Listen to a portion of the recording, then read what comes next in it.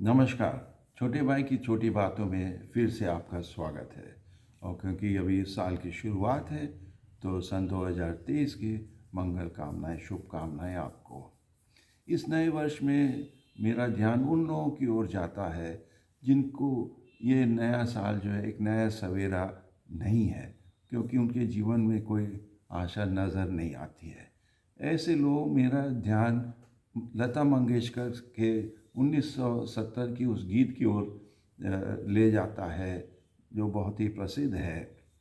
वो है, ना कोई उमंग है ना कोई तरंग है, मेरी ज़िंदगी क्या एक कटी पतंग है। थोड़ी देर के लिए हम उसकी बोल भी सुनते हैं। ना कोई उमंग है, ना कोई तरंग है, मेरी जिंदगी है क्या एक कटी पतंग है। ना कोई मैंने भी 1970 में अपनी गर्लफ्रेंड के साथ ये पिक्चर हॉल में देखा और मैं उसको कभी भूल नहीं पाया। क्यों? क्योंकि उन्होंने मेरे जीवन में कुछ सवाल उठाए कि पतंग कट कैसे जाता है, उसकी क्या दुर्दशा होती है, और फिर उनको ऊंचे नब को चूमने के लिए क्या करना चाहिए। तो पहले हम देखें कि पतंग कट कैसे जाता है। या तो एक दूसरे के लड़ने से, या फिर कहीं किसी लाइन या टूट जाना, उसकी डोरी टूट जानी, या हो सकता है किसी बिजली के तार या पेड़ में टकरा जाने से। और इस कटी पतंग, जैसे हमने गीत में सुना, उसकी क्या दुर्दशा है, उसकी क्या स्थिति है।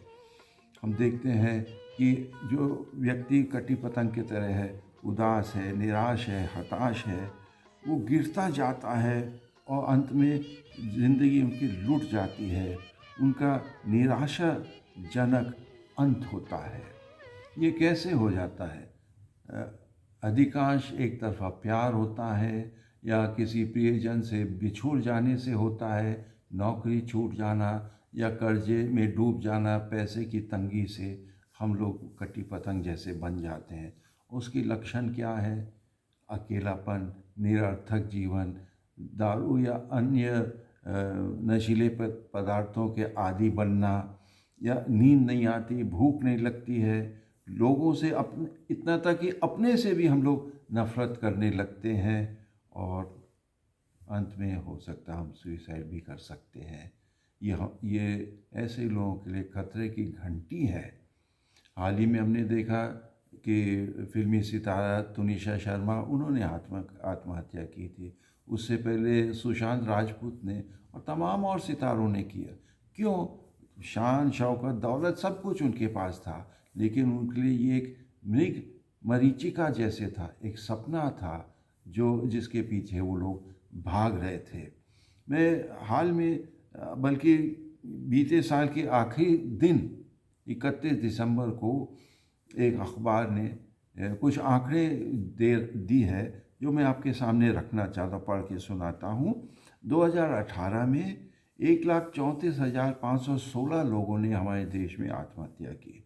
2019 में बढ़ के 1,49,123, और 2020 में 1,53,052 लोगों ने आत्महत्या की। इससे हमको क्या संदेश मिल रहा है कि निराशा बढ़ती जा रही है, जीवन निरर्थक हो रहा है, जीवन का अर्थ उनको मिल नहीं रहा है। तो क्यों हम निराश हो जाएं? इसका क्या कोई इलाज नहीं है? अवश्य है। देखिए, पतंग निर्जीव है। उनके वो ना अपना डोर को जोड़ सकते हैं, या कट गई एक बार तो उड़ नहीं सकती है। लेकिन हम लोग निर्जीव नहीं। इंसान जो है, मानव जो है, उनका एक विवेक है, और सबसे बड़ी बात उनके अंदर इच्छा शक्ति है। हम अपने हाथ को मलते ना रहें, बल्कि हम अपने भविष्य को अपने हाथों में, अपनी मुट्ठी में ले लें। और हाँ, अवसाद को हराने के मैं कुछ सरल उपाय आपके सामने रखना चाहता हूँ। बड़ी बड़ी बातें नहीं, सरल उपाय जो हर इंसान कर सकता है, या हम अपने मित्र की सहायता कर सकते हैं यदि हमने देखा वो ऐसे परिस्थिति में है। ये उपाय क्या है? पहला कि हम खामोश ना रहें, ये सबसे बड़ा दुश्मन है, अपने ही दुश्मन है। अपना दुख दर्द किसी विश्वसनीय अनुभवी व्यक्ति से शेयर करिए, वो आपकी सहायता करेंगे। और हाँ, दूसरा, एक्सरसाइज करिए। इससे ताजगी आएगी, आपको भूख भी लगेगी, नींद भी अच्छी आएगी। और ऐसे एक्सरसाइज कर सकते जिससे आप पसीना बहा सकते हैं। साइकिलिंग है, वॉकिंग है, बैडमिंटन, फुटबॉल, ऐसे ऐसे गेम्स में आप भाग लीजिएगा। और हाँ, मायूस ना रह करके हंसी मजाक करिए। मन ना भी करता है, मूड नहीं है तो भी हंसी मजाक करिएगा।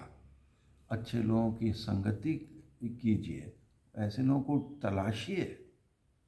और आप चाहे जिस धर्म के भी क्यों ना हो, अवश्य ईश्वर पे अपनी आस्था रखें, वो आपको आशा देंगे। और एक ख़ास चीज़, उपाय जो मैं आपको बताना चाहता हूँ कि आप दूसरों की सेवा करें। क्यों? मैं एक कहावत सुनाता हूँ आपको। मैंने रोया कि मेरे पैरों के लिए जूते नहीं हैं। मैंने रोया कि मेरे पैरों के लिए जूते नहीं हैं। कब तक? जब तक कि मैंने उनको नहीं देखा जिनके पैर ही नहीं थे।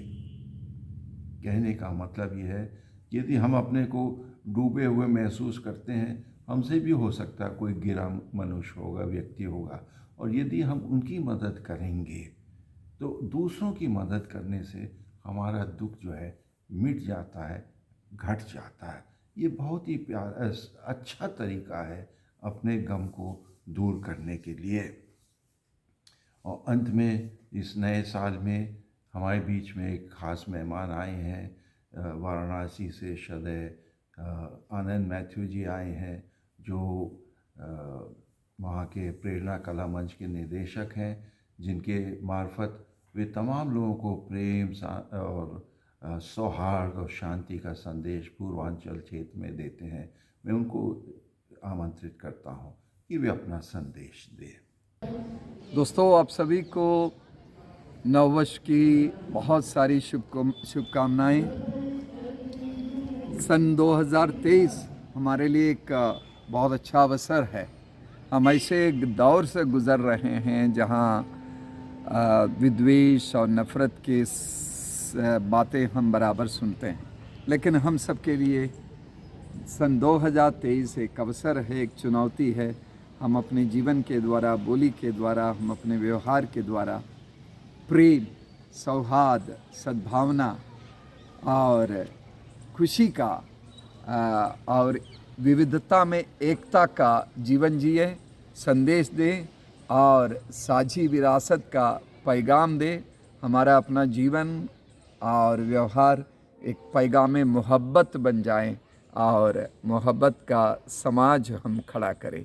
आप सबको सन 2023 की बहुत सारी शुभकामनाएं, मंगल कामनाएं।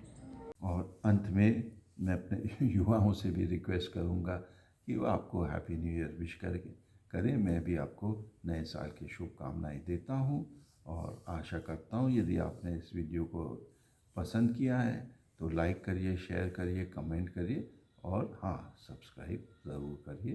धन्यवाद। फिर से happy new year. Happy New Year!